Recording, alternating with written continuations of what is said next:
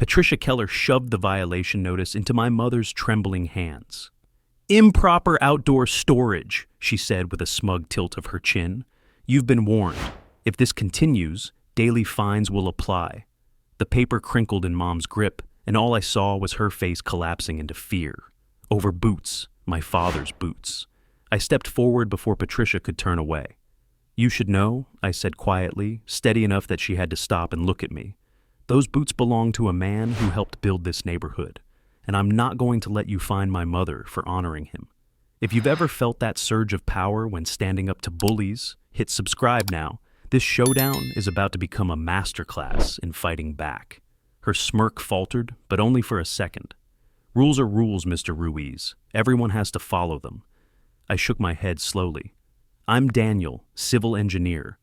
I design the kind of systems that keep towns like Willow Creek standing when storms tear through.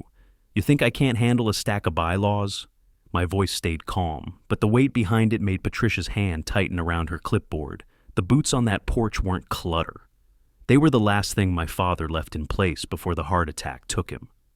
My mother hadn't touched them in 3 years, not because she was careless, but because moving them felt like erasing him. Every morning, when she opened that front door, she saw those boots and remembered his laugh echoing across the driveway. She remembered the way he'd sit on the porch with coffee, dusting them off before another day's work. Taking them away wasn't just a violation notice. It was a wound ripped open. That's why this mattered. Not because of fines, not because of some HOA technicality, but because my mother's dignity was being trampled by a president who saw authority as a weapon. Patricia didn't see grief. She saw a chance to flex power. The paper still shook in Mom's hand. I put mine over hers, steadying it, then looked Patricia in the eye. "You've chosen the wrong house to target." Patricia's lips curled. "We'll see." She pivoted on her heel and strode back down the walk, heels clicking against the concrete like a gavel falling. I stood there, my chest tight, the weight of my father's absence pressing heavier than usual, but anger burned through the grief. Not wild, reckless anger, controlled, precise, the kind that fueled the bridges I'd designed to withstand 100-year floods. Patricia thought she'd found an easy victim. What she didn't know was that I'd spent my career learning how to spot cracks, weak points, hidden failures, and if her authority had one, I'd find it. "Where are you watching from?" That morning was the beginning of a war I hadn't asked for, but one I couldn't ignore. My father's boots would stay where they were. My mother would not be bullied, and Patricia Keller was. About to discover that some battles don't end with fines. They end with everything she thought she controlled, slipping right through her fingers. Patricia's heels clicked all the way down the block until she vanished behind her SUV. My mother sank into the porch chair, the violation notice limp in her lap.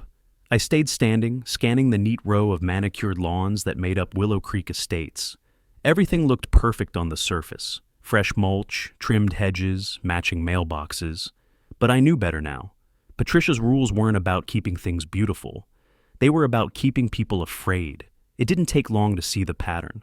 Later that week, I stopped by Mrs. Hernandez's house 2 streets over. She whispered about being fined for leaving her trash can, visible for 7 minutes past collection. Her husband had begged Patricia for leniency, only to be told, "We can't make exceptions." I noticed his jaw tightening as he spoke, like a man too exhausted to fight anymore. 2 doors down, a young couple with a toddler had been forced to remove their swing set because Patricia claimed it wasn't pre-approved. The child's toys now sat piled against the garage wall, bright colors muted by dust.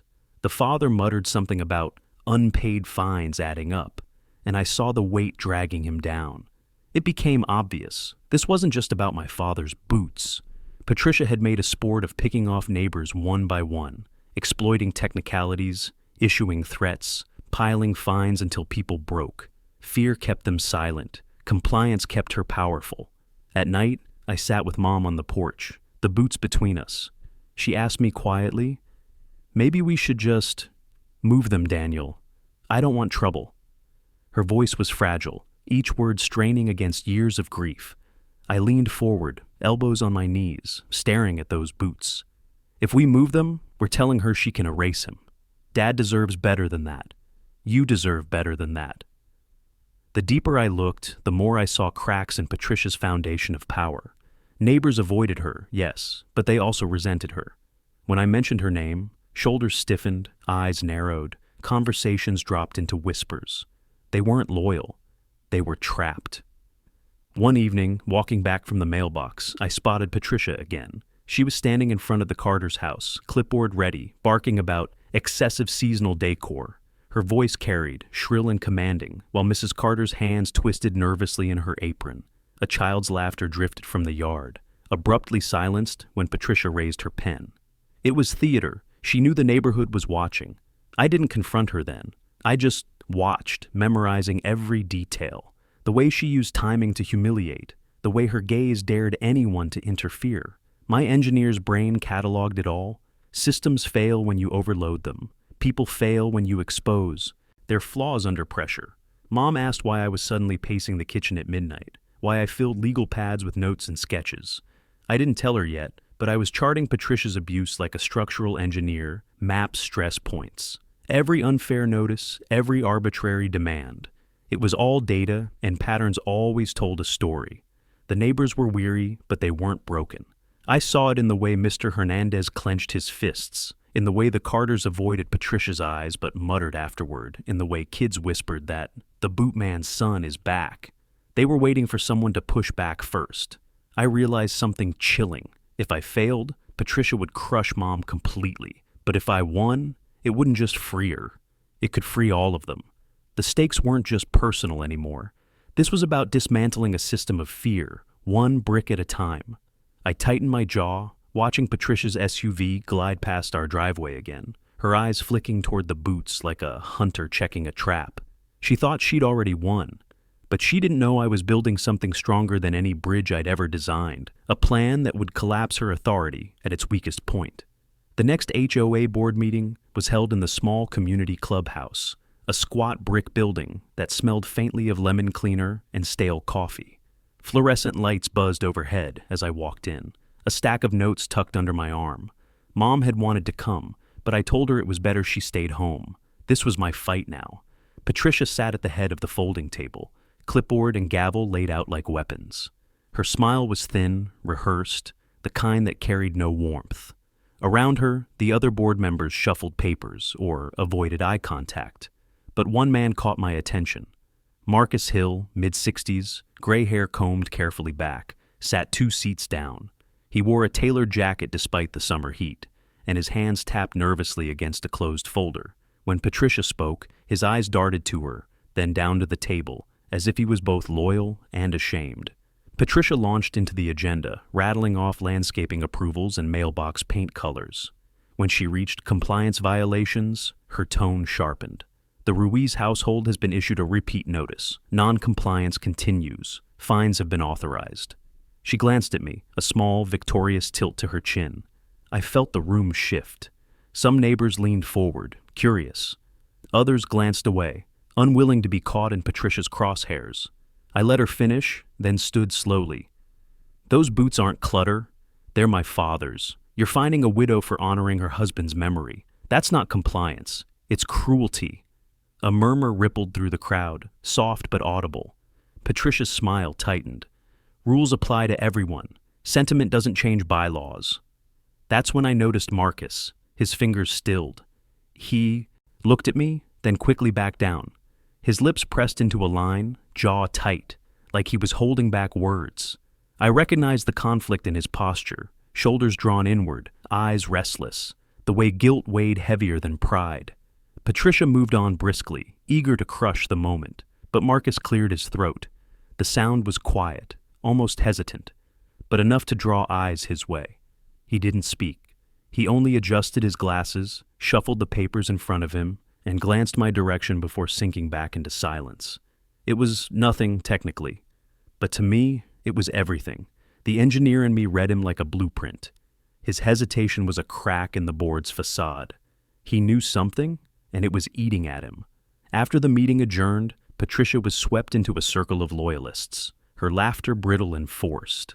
I lingered near the coffee urn, watching Marcus gather his things with meticulous care. His hands trembled slightly as he slid papers into his folder, tapping the edges until they aligned perfectly. When he noticed me, He froze, eyes locking with mine for a beat too long. Then he gave the faintest shake of his head, almost imperceptible, before turning away. Not denial, warning. I stepped outside into the humid Texas night.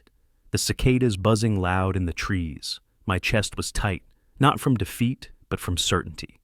Patricia had her power, yes, but Marcus carried something else. Doubt. Maybe even guilt. And if doubt lived on that board, then Patricia's empire wasn't as solid as it looked. On the walk home, I kept replaying the small details, the way his fingers tapped, the pause before he cleared his throat, the silent warning in his eyes. Body language didn't lie. Marcus was trapped between complicity and conscience, and sooner or later, that pressure would force him to choose. Mom was waiting on the porch, worry etched across her face. I told her, Patricia's doubling down. Her shoulders sagged, but I added quietly, not everyone on that board's with her. I saw it tonight. She didn't ask for details, just nodded and looked at the boots. That was enough. As the night deepened, I realized I wasn't just fighting Patricia. I was watching for the moment Marcus Hill would break his silence. And when he did, the truth he carried might be the key to tearing down everything Patricia thought she controlled. Patricia's words were still ringing in my ears when I pulled into the community center's gravel lot. The morning air was damp, heavy with that coastal humidity that never quite left Fairview Bluffs. But my mind was burning. I'd just walked away from Marcus looking like he was about to choke on his own conscience. And Patricia had promised fines that would make an example of us. She wanted control, nothing less. And I knew the next move would come fast. The community center sat at the edge of a small park, a squat brick building that smelled of old varnish and chlorine from the all-indoor pool. Kids' voices echoed faintly from the basketball court outside, but inside, the place felt like a trap. The HOA board was convening in a side room, and even before I stepped through the door, I could hear Patricia's voice, sharp, controlled, dripping with the same arrogance she'd shown my mom. I walked in quietly, letting the heavy door creak enough to draw eyes. Patricia was standing at the head of the folding table, legal pads and binders stacked around her like props in some play. 2 other board members scribbled notes, their heads bobbing in agreement. When she spotted me, her smile curled like she'd been waiting for this moment. "Well, look who's decided to join us," she said. "If you're here to protest the violation, Mr. Bennett, you're already late. Notices have gone out. Fines are accruing daily. Non-payment will be reported to collections." She said it so smoothly it almost sounded bureaucratic instead of predatory. Almost. I set my folder on the table, letting the thud echo. "You might want to slow down. Those fines you're bragging about? A judge already ruled they don't stick, ordered them off the record. Did you forget that?" Her smirk didn't falter, but her eyes tightened. She wasn't used to being reminded of her losses. "Temporary ruling," she snapped. "The board is within its rights to enforce community standards. Boots left on porches, unsightly clutter. It all drives down property values." That word, clutter, landed like a slap. Those boots weren't clutter. They were my dad's. The last pair he wore before the heart attack, the pair my mom couldn't bring herself to move. Every time I saw them, I felt the weight of his absence and the responsibility to protect what mattered most to her. Patricia knew that, and she was weaponizing it. "You're overreaching," I said flatly. "And you know it.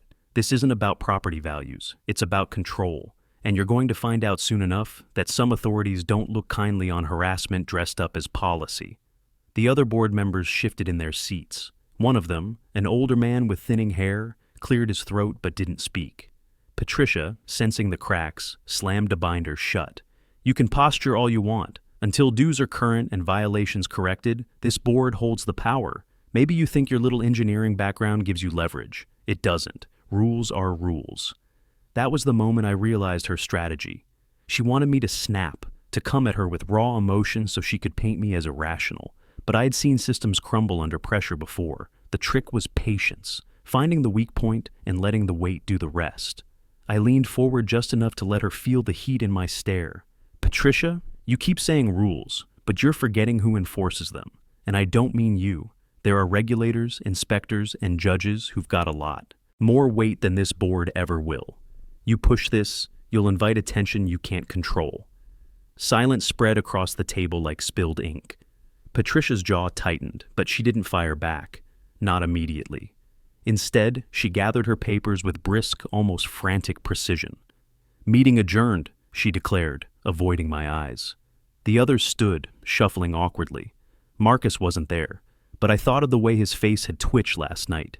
He'd crack sooner or later. I stepped back into the damp air, heart pounding. The sun had broken through the haze, reflecting off the worn leather of my dad's boots sitting in my truck's passenger seat. I'd brought them with me, not for Patricia, but for me, to remember why I was standing in the fire. As I slid into the driver's seat, I thought about what she'd just revealed without meaning to. She was banking everything on intimidation, hoping no one would test her bluffs. But I wasn't here to fold. I had the knowledge, the contacts, and the patience to let her overplay her hand. And when the outside authorities finally saw what she'd been doing, it wouldn't just be fines disappearing. It would be her credibility, her grip on this neighborhood, her ability to bully anyone else. Patricia thought she'd escalated the game. What she didn't realize was that she'd already lost control of it. I left the community center with Patricia's smirk still burning in my mind. The night air felt heavier than usual, pressing down on my chest as I walked to my truck. I kept replaying the way she cut the meeting short, like she had already won. But something about her haste, about the way she avoided eye contact, told me she was hiding more than just arrogance. I wasn't ready to give her that satisfaction. Not yet. The next morning, I drove straight to the engineering office where I still did consulting work. The lab smelled faintly of solder and ozone, a place where precision mattered and lies couldn't stand up to hard data. This was my ground, my battlefield. I slid my laptop open and pulled up the HOA's posted community standards, the same PDF Patricia had shoved at me weeks ago when she claimed my mother's front step violated aesthetic codes. I'd skimmed it before. Now I read it like a contract under oath. Buried in the enforcement section, I found something odd. The fines Patricia bragged about were only enforceable if the HOA had properly filed their authority with the county registrar every year. It was a technicality most neighbors wouldn't even know existed. But to me, it was glaring. A weak weld in the middle of a load-bearing frame. If the filings weren't current, every penalty she threatened was nothing but smoke. I leaned back in my chair, heart thumping harder. The more I cross-checked, the more inconsistencies I spotted. The language they used didn't match the county template. The fee schedule skipped years, and one clause. Even referenced a county ordinance number that no longer existed. Whoever drafted this had either gotten sloppy or had hoped no one technical-minded would ever notice. That was their mistake. I printed the relevant sections and circled the errors in red. My hands shook, not from fear, but from a sharp jolt of hope. For the first time since Patricia slapped that violation notice on my mom's door, I felt the balance tilt. This wasn't just a fight about boots or steps anymore. This was about exposing a foundation of rot. But doubt tried to creep in. What if I misread it? What if Patricia had lawyers lined up, ready to explain it away? I closed my eyes and thought of my father, how he used to say that every structure hides stress points, and the real test of an engineer is finding them before disaster strikes. That's what this was, my father's voice telling me to trust what I saw. I grabbed my phone and called the county registrar's office. The woman on the line confirmed what I suspected. No updated HOA authority filings had been recorded in the last 2 years. That meant Patricia had been bluffing every threat, counting on fear and ignorance to keep people silent. I almost laughed right there in the lab. The rules she claimed gave her power were nothing but hollow threats. And now, I had proof. Still, this wasn't the kind of card you throw down too early. If I confronted her outright, she'd find some way to spin it, maybe even scramble to fix the filings before I could act. No, I needed leverage, timing, and the right authority watching when I forced her hand. I slipped the papers into a folder, locked it in my briefcase, and whispered to myself, "You just picked the wrong engineer to lie to." Driving home, the streets of Willow Creek looked different. The oak tree at the corner, the kids' chalk drawings on the sidewalk, they all reminded me why this mattered. Patricia's bullying wasn't just an annoyance, it was eroding the place we called home, one neighbor at a time.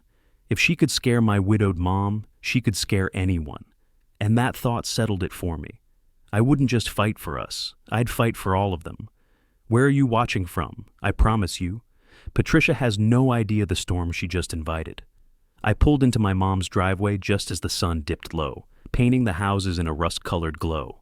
For a moment, the sight of her porch gave me that old comfort, the place Dad had built with his own hands, where I'd spent nights listening to his stories about resilience and grit. But that warmth didn't last. An envelope stamped in bold red ink clung to her front door like a scarlet brand. I tore it down before she could see. Final notice of violation. Patricia's handwriting scrawled across the bottom. Daily fines will accrue until corrected. Legal action imminent. My chest tightened. This wasn't just bluffing anymore. Patricia was escalating. Inside, Mom sat at the kitchen table, hands folded around a chipped coffee mug. She looked up, her eyes tired, her voice barely above a whisper. Another one? I nodded, slipping the paper out of sight. Nothing we can't handle. Her shoulders slumped. Your father always said to keep peace with neighbors. But this feels different. I don't want you dragged into trouble on my account. That hit hard. She didn't see it yet.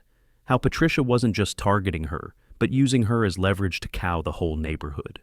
I placed a hand over hers, steady and certain. Mom, this isn't trouble. This is standing up for what's right. But the weight of urgency pressed in. Patricia had crossed the line. The county's own rules said she had no legal teeth, but she was still managing to terrify a grieving widow in her own home. That was power abuse in its rawest form, and left unchecked, it would only spread. I stepped outside, needing air. The night was still, the crickets faint. Across the street, Marcus Hill stood in his driveway, fumbling with his keys. He saw me, hesitated, then gave the briefest nod before disappearing inside. His silence gnawed at me. He knew something, maybe more than he was willing to admit, and his unease told me Patricia wasn't acting alone. The next morning, I found Mom on the porch staring at Dad's old boots, mud-caked, cracked leather, still resting beside the steps. They were more than shoes. They were the last trace of him, the mark of the man who built this home from the ground up. Patricia's obsession with them wasn't about community standards. It was about erasing history she couldn't control. Seeing my mom's hand hover over those boots, her fingers trembling like she was considering moving them inside, snapped something in me. Don't touch them, I said firmly. Not yet. She looked at me with confusion. But the letters can't erase a lifetime. My voice was sharper than I intended, but I couldn't let Patricia bully her into surrendering the one piece of Dad that still felt alive on that porch. That's when I realized this wasn't just paperwork anymore. The urgency wasn't abstract. Patricia was accelerating her campaign, and if I didn't bring outside eyes onto her fast, Mom could buckle under the fear. The county registrar's confirmation wasn't just leverage. It was a lifeline. I called a contact I hadn't spoken to in years, a city inspector I'd worked with back when I still handled field engineering. He picked up on the second ring, his tone brisk but curious when I explained the situation. I didn't reveal everything yet, only enough to get him interested. HOA enforcement with no legal filings, widow being harassed, I've got evidence. He didn't dismiss me. Instead, he said, "Send me what you got, quietly. I'll check the record on my end." That was the first real sign I wasn't alone in this fight. When I hung up, I turned back to the porch. The boots sat there, defiant in the dim morning light. And in that moment, I made a vow. Patricia wanted a battle of intimidation, but I'd turn it into a war of accountability. "Where are you watching from?" I asked quietly, as if the whole neighborhood could hear me, because soon they would. Patricia thought she could corner us. She had no idea she'd just forced me to bring the whole weight of the city down on her doorstep. The call to the inspector gave me momentum, but momentum alone wouldn't win this fight. Patricia controlled too much with fear, and fear had a way of silencing even the strongest neighbors. Still, I couldn't shake Marcus's nod from the night before. That hesitation wasn't nothing. It was a crack in Patricia's wall, and I knew I had to push it. So the next evening, I walked over to his place. His garage door was cracked open, light spilling out into the driveway. Inside, I heard the whir of a power tool, then silence. I knocked lightly on the metal frame. Marcus looked up, startled, then quickly shut the tool off. His eyes darted past me, scanning the street before he spoke. "What do you want, Adam?" His tone was clipped, but I could hear the strain underneath. I stepped inside, the smell of motor oil and sawdust heavy in the air. "You know why I'm here." He exhaled, rubbing the back of his neck. Patricia will bury me if she finds out I'm talking to you. I leaned against his workbench, calm but firm. She's already burying all of us. You've seen what she's done to my mom. You think she'll stop there? For a moment, he just stared at the floor, his jaw working like he was chewing on words he didn't want to release. Then, finally, he opened a drawer and pulled out a folded stack of HOA notices. Some had his name on them, others didn't. He laid them out like a confession. She's been creative, he admitted. Half of these fines don't even exist in the bylaws. She just makes them up and mails them out. People pay because they're scared. And when they don't, he trailed off, shaking his head. I scanned the letters. They weren't just sloppy. They were fraudulent. Dates didn't line up, codes were misquoted, and Patricia's signature looked rushed, like she'd been churning them out in a panic. "Why are you showing me this now?" I asked. Marcus's voice dropped. "Because last week, she told me she'd double my fines if I didn't vote her way in the next board session. She's not running an HOA, Adam. She's running a racket." The words hung between us, heavy and dangerous. This was bigger than intimidation. It was extortion. And if I was right, the city inspector would see it the same way. Marcus must have seen the fire in my eyes, because he held up a hand. "Don't make me the face of this. I've got a family, a mortgage. If she comes after me, I don't know if I can fight back." I nodded slowly. "I'm not asking you to be the face. I just need the truth. You've given me that. Let me carry the rest." His shoulders sagged with relief, though his eyes still flicked nervously to the garage door, like Patricia herself might burst through. I gathered the notices, slid them into my folder with the registrar documents, and met his gaze one last time. "You did the right thing," I said. "When this ends, you'll be glad you didn't stay silent." Walking back home, the weight in my briefcase felt heavier, but for the first time, I welcomed it. Every page was a nail in Patricia's coffin, proof she couldn't spin away with charm or threats. And Marcus, scared as he was, had just tipped the scales. The oak tree at the center of the block rustled in the wind as I passed. It had stood through storms and droughts, unshaken. That's what I needed to be, unshaken. Where are you watching from? Because what Marcus gave me tonight wasn't just evidence. It was ignition. Patricia thought she ruled this neighborhood, but she had no idea the ground beneath her was already crumbling. Back home, I shut the office door and spread Marcus's stack of notices across my desk. The lamplight caught the uneven fonts, the mismatched dates, the desperate scribbles of someone abusing power without a thought for consequence. My engineering brain kicked in automatically. Pattern recognition, systems analysis, structural integrity. Only this wasn't a building. It was a paper trail, and it was collapsing under its own weight. I lined up the fraudulent letters beside the county filings I'd already flagged. Together, they painted a damning picture. Patricia's authority didn't exist on paper, and her threats had mutated into pure invention. Every letter she mailed was another crack in the facade, another sign she was relying on intimidation, not law. I opened my laptop and drafted a timeline. Dates when my mom received notices, when Marcus got his, when Patricia threatened fines at meetings. I cross-referenced them with county records, documenting the gaps like stress points in a steel frame. It wasn't just about one widow on a porch. It was about a systemic pattern of abuse. Halfway through, I paused, staring at Dad's photo on the shelf above my desk. He was younger there, in uniform, eyes sharp with the certainty of a man who believed rules mattered only when they were fair. "Measure twice, cut once," he used to tell me. Tonight, those words felt less like advice and more like a command. The city inspector had told me to send him what I had, but I knew better than to rush. An incomplete case would give Patricia space to squirm. I needed airtight evidence, something so clear that even her smoothest spin wouldn't matter. So, I printed copies of every notice Marcus gave me, labeled them with dates and recipients, and created a master file. I even highlighted Patricia's handwriting quirks, loops too wide, signatures inconsistent, slants that shifted when she wrote. In a hurry. It wasn't just sloppy. It was the mark of someone cutting corners. Still, strategy wasn't only about data. It was about timing. Patricia thrived on blindsiding people, showing up unannounced, cornering neighbors one by one. If I wanted to beat her, I had to flip that tactic back on her.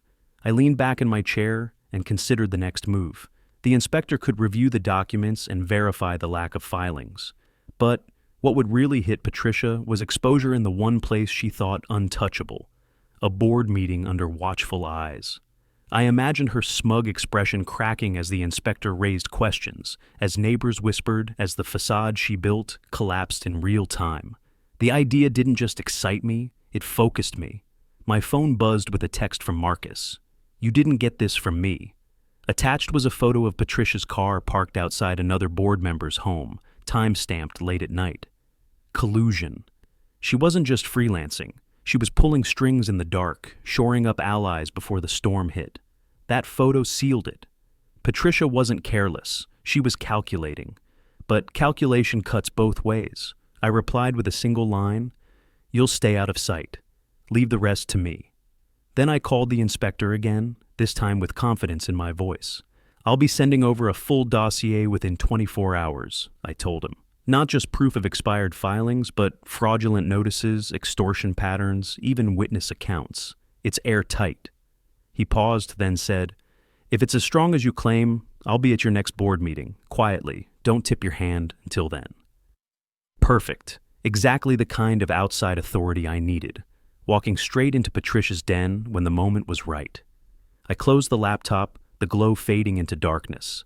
For the first time, I felt like I wasn't just reacting. I was building. Where are you watching from? Because the blueprint's drawn, the foundation's set, and Patricia doesn't know I've already wired her walls to crumble. The next morning, I woke with the kind of clarity that only comes after a night of resolve. The house was quiet, but my mind wasn't. Every detail of the plan flickered like blueprints unrolled across a drafting table. I didn't need more rage, I needed precision. I started by revisiting the file I'd built. Everything was neat, color-coded, undeniable. Fraudulent notices in red, county documents in blue, Marcus's photo in green. Even the handwriting analysis was crisp, the slanted loops and inconsistent strokes circled like stress fractures in a beam.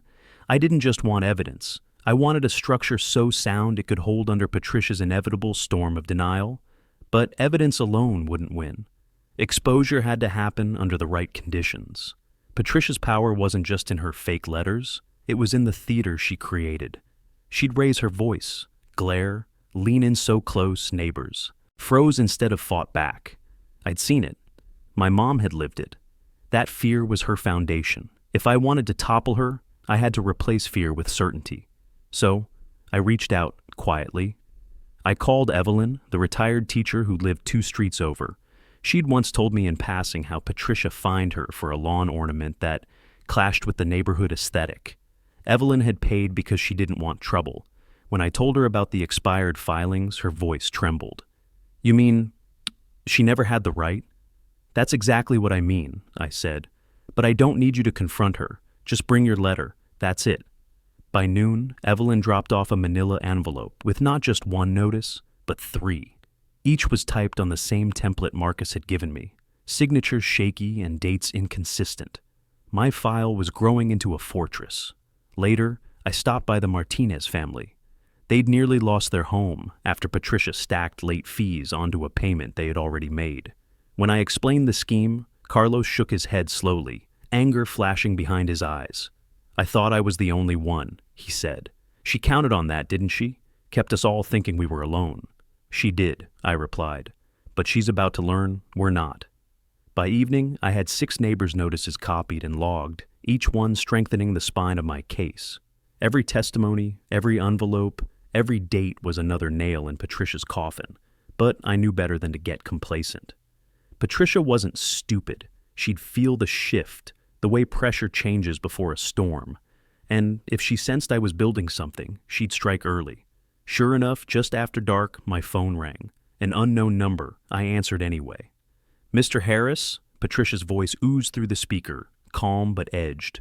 "I hear you've been asking questions." I didn't respond right away. Let silence do its work. She chuckled softly. "You think digging up old records will help you? You're wasting your time. This neighborhood runs because I keep it running.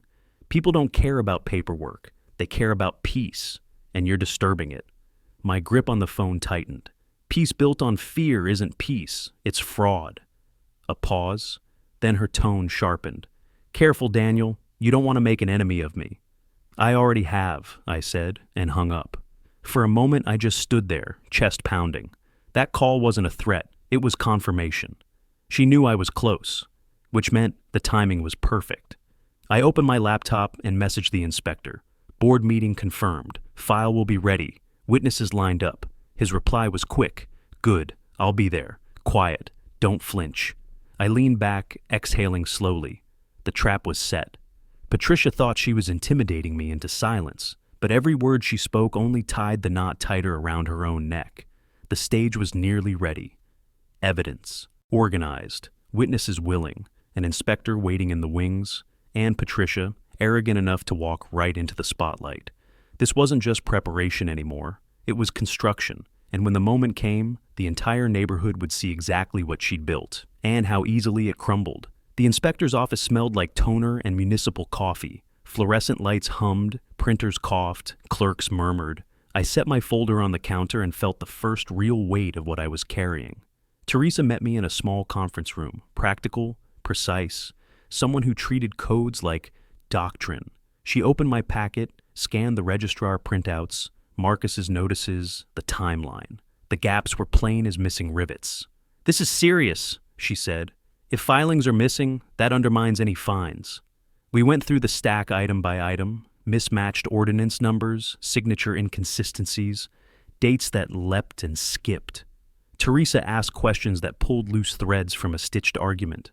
I answered, measured. Each answer made the picture clearer. She agreed to attend the board meeting as a neutral observer and bring a certified printout showing the lack of filings. If the board couldn't produce proof on the spot, the meeting would expose them, but she warned me not to tip Patricia off. "If she scrambles filings before I arrive," she said, "we lose the chain of evidence." Logistics became choreography. Teresa would sit near the front. I'd have witnesses ready with notices.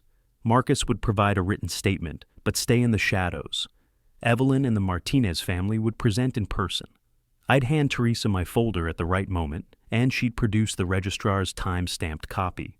Timing mattered more than spectacle. After Teresa left for her rounds, I went to the records window to confirm certified prints.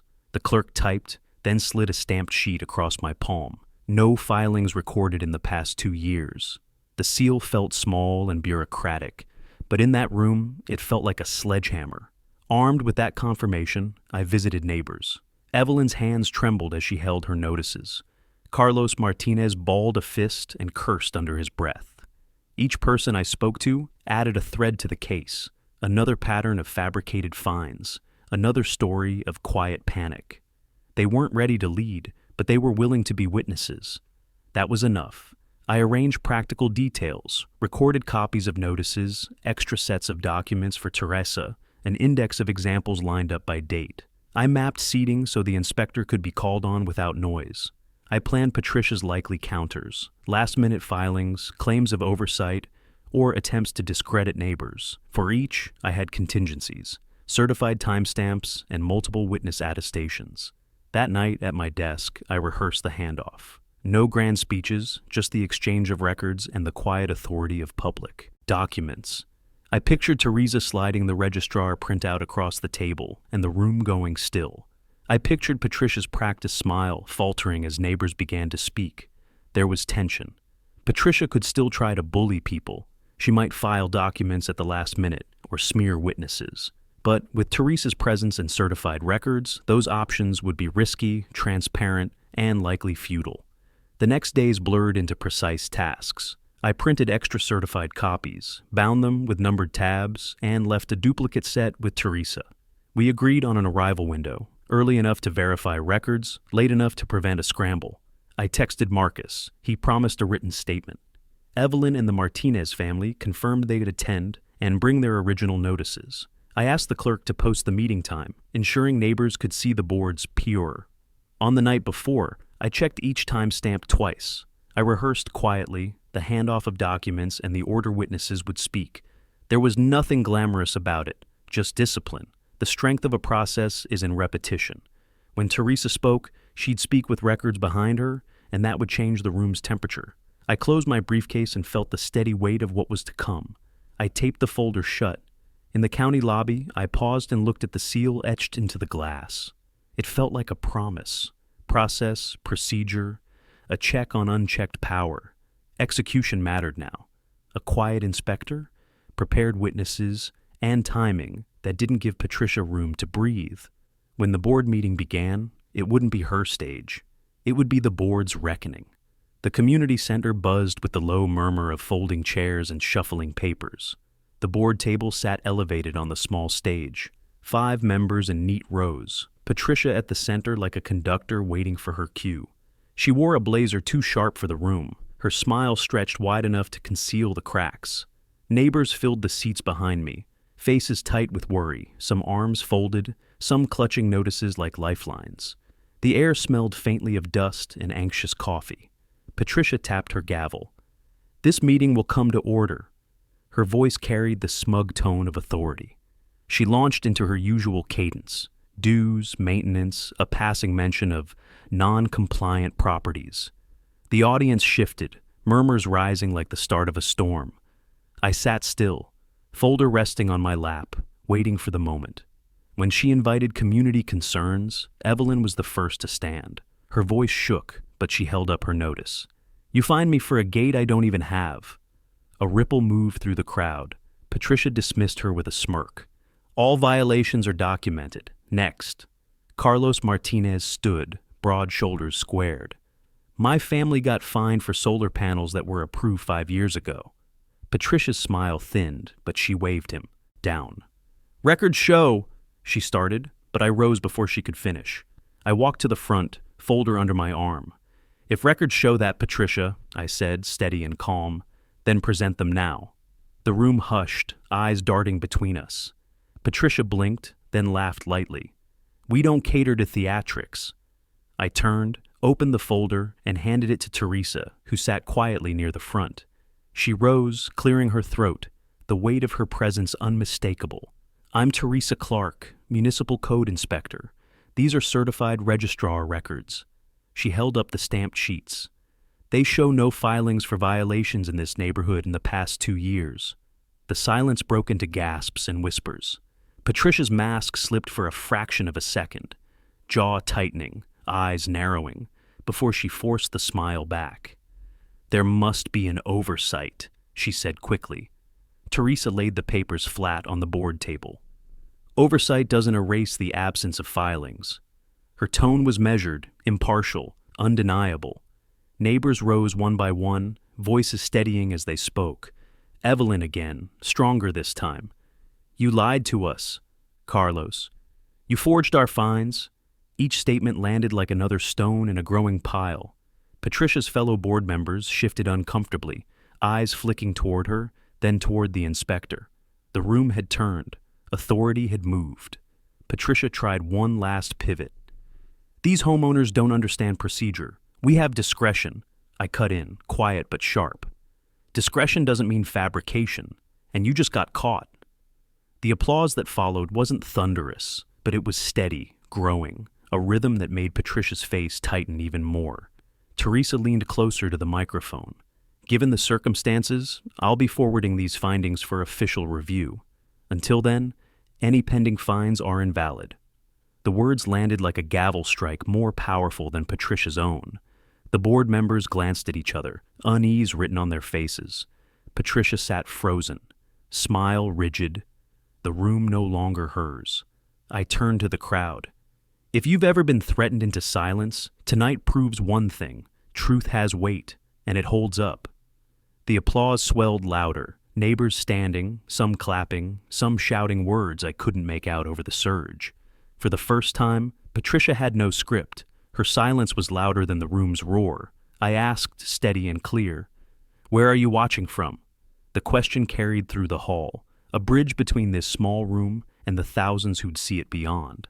The fight wasn't just here, it was everywhere. And Patricia knew she'd lost more than control of the room. She'd lost her cover. The meeting ended in a storm of voices, but the real reckoning came days later. I stood at my mom's porch as the morning sun cut through the pines, waiting for the envelope in my hand to be seen. Something more than paper. Teresa had promised the city would move quickly, and she wasn't wrong. When I opened the letter, stamped with the official seal, the words leapt at me. All fines nullified, pending investigation into HOA misconduct. Relief surged through me, not just for my mom, but for every neighbor who'd been cornered into shame or silence. Mom stepped outside, a mug in her hand, her eyes catching mine. "It's over?" she asked softly. I nodded, handing her the letter. She pressed it to her chest, a quiet sob escaping. "Your dad would have been proud," she whispered. The boots still sat by the door, scuffed and steady. They weren't just footwear anymore. They were a marker of memory, defiance, and survival. Every time I saw them, I thought of the man who wore them, and the promise I kept by refusing to bow. Neighbors trickled by as word spread. Evelyn hugged me so hard it nearly cracked a rib. Carlos shook my hand, his grip fierce. "You gave us back our voice," he said. Marcus lingered at the edge, guilt still etched on his face. But when our eyes met, I gave him a nod. He'd chosen truth, and that mattered. Together, this street didn't feel like a cage anymore. It felt like a community again. Patricia? She vanished from the spotlight. Rumors swirled, resignation, legal trouble, maybe worse. But I didn't waste thought on her. She'd built her power on fear and paperwork, and both had collapsed under scrutiny. The HOA wasn't abolished, but it was reformed. New elections were called, and this time, people showed up in droves. Chairs filled with neighbors who had once stayed silent, now eager to speak. The boots had done their work. They had pulled us all forward. As the inspectors' findings spread, nearby neighborhoods started reaching out. Emails filled my inbox, stories of intimidation, unjust fines, board members drunk on control. I realized this wasn't just our fight. It was bigger. Every line of forged ink we uncovered here had echoes across countless communities. The thought was sobering, but also electrifying. If one neighborhood could rise, others could too. I sat that night at my desk, the quiet hum of the house around me. I pulled up the recording of the meeting, the moment Teresa laid the evidence flat on the table. The crowd's applause still sent chills through me. I knew this wasn't the end. It was a beginning. My skills, my stubbornness, my family's legacy, they had all found a purpose I hadn't expected. And when I glanced back at the boots, I spoke aloud, almost to myself. "We won, Dad. We really did." The words hung in the air, heavy and cleansing all at once. If you want more stories of homeowners standing up to HOA tyranny, hit subscribe right now, share your story in the comments, and let me know where you're watching from. The fight isn't just mine, it's ours, and it's only just getting started.